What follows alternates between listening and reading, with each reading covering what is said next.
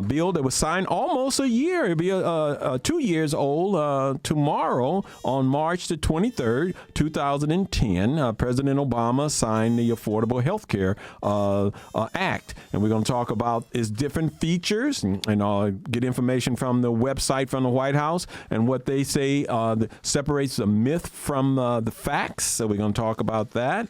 We're going to talk about a plan by a friend of mine in Maryland who's doing some work in terms of the Maryland Public Health Association. So we're going to talk about what they're doing.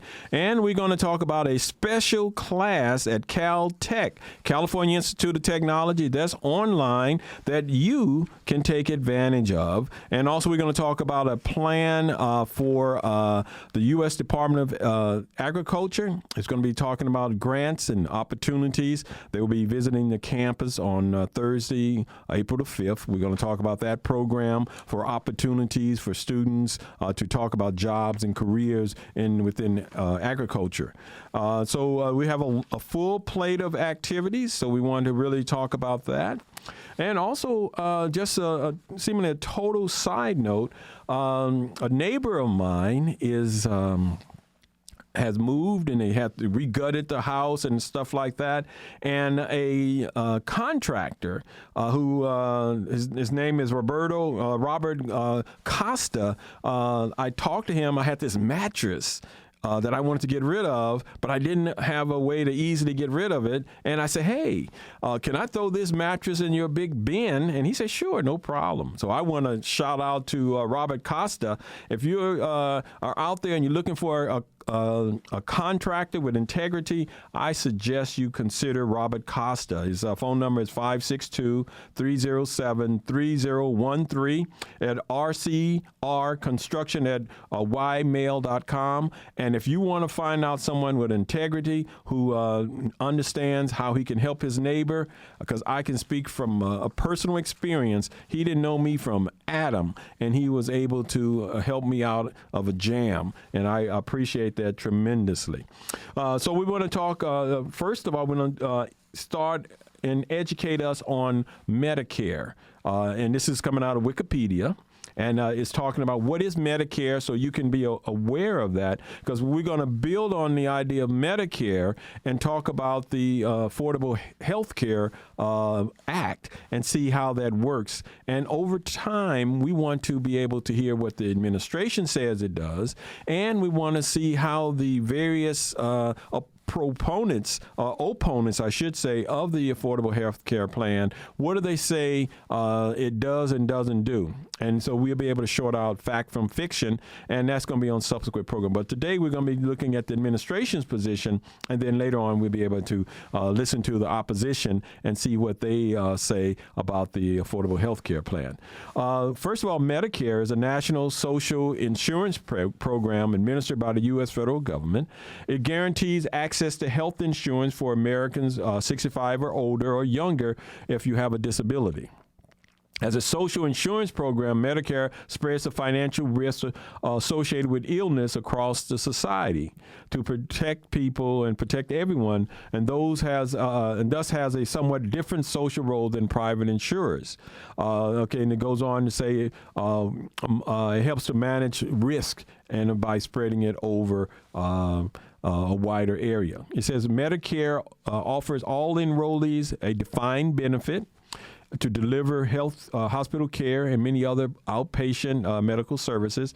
Medicare offers a choice between open network single-payer plan, the traditional Medicare, or a network plan it's called Medicare Advantage, where the federal government pays for private health care.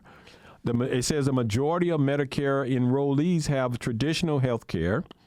That's 76%, and over a Medicare Advantage, which has 24%.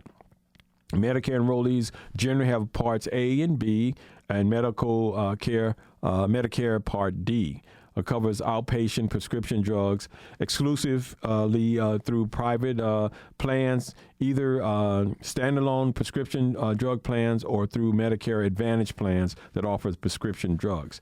It says in 2010, Medicare provided health insurance for 48 million Americans, 40 million people 65 and older, and 8 million younger people with disability. And Medicare serves a larger population of sick and older, low-income people, many of whom would be unable to afford health care otherwise if they didn't have Medicare. On average, Medicare covers about half or 48% of the health care costs for the enrollees. Medicare enrollees must cover the rest of the costs. These out-of-pocket costs vary depending on the amount of health care that someone needs and also the state that they're in. This might include uncovered services such as long-term dental, hearing, and vision. And there's much more. So there's a lot of information, actually 29 pages it goes on for information on Wikipedia about Medicare. And so we want to have that information available for you.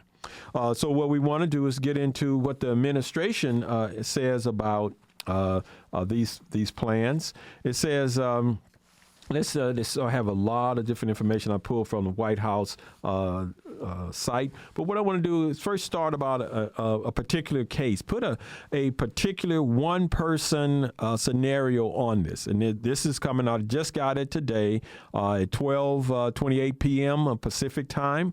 It came from Nancy D. Parley, the White House. It says, too often in Washington, politicians tend to compare stories about individuals when they are trying to make a point. But once the news cycle moves on, those people keep living their lives and confronting the same problems. Healthcare reform is no different, she goes on to say. And they said that they met a person named Nathan and his son Thomas in 2009. And Thomas was born with hemophilia.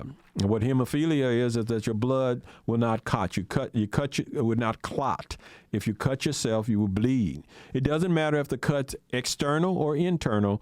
You can have bleeding that could be life-threatening. And so 2 years ago, Nathan was hopeful about the Affordable Care Act, which I told you signed on the 23rd, 2010 of March. And so 2 years ago, almost to the day. Last week, we spoke to Thomas. This is last week been Nancy speaking. Last week, they spoke to Thomas and his family again, and they made it clear that the health reform has improved the quality of their life. It means they can focus on making sure Thomas has the best possible care. It's changing their lives for the better. This is what this family is saying. And the White House makes a case that Thomas is not alone. He's just one of 105 million Americans who no longer have lifetime dollar limits on their coverage. Let me repeat that. In the past, there were limits to how much your coverage of your health care will provide. Now there's no upper limit. And so 105 million people can have their health care needs met without a limit. And so you could decide whether that's important or not, but that's the way the situation is right now for these 105 million people. The Affordable Care Act gives hardworking middle-class families the security they deserve because of the health care reform. Also, 54 million Americans with private insurance have been able to access more preventive services. And so that saves us, the taxpayer, money as well, because people won't get as sick because they access to more preventive medicine. In 2011, tax credit was provided. And so to small business healthcare insurance efforts, and also 2.5 million young people under the age of 26 have gained coverage on their parents' plan.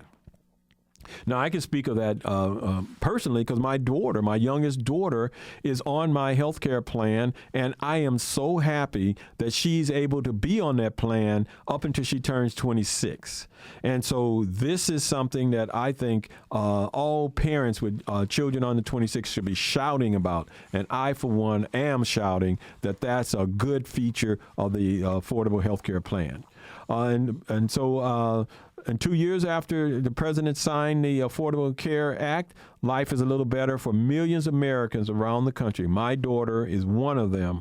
And she literally would be dead today if she did not have access to my health care because of an emergency had popped up, and they were able to respond quickly with the proper health care that she needed. And it was affordable through Kaiser, through the plan that Pasadena City College provides me as a professor here on the campus. So I'm excited about that aspect of the health care plan that the president signed in 2010. And also, I think that we're going to be dealing with some of the ideas or some of the misinformation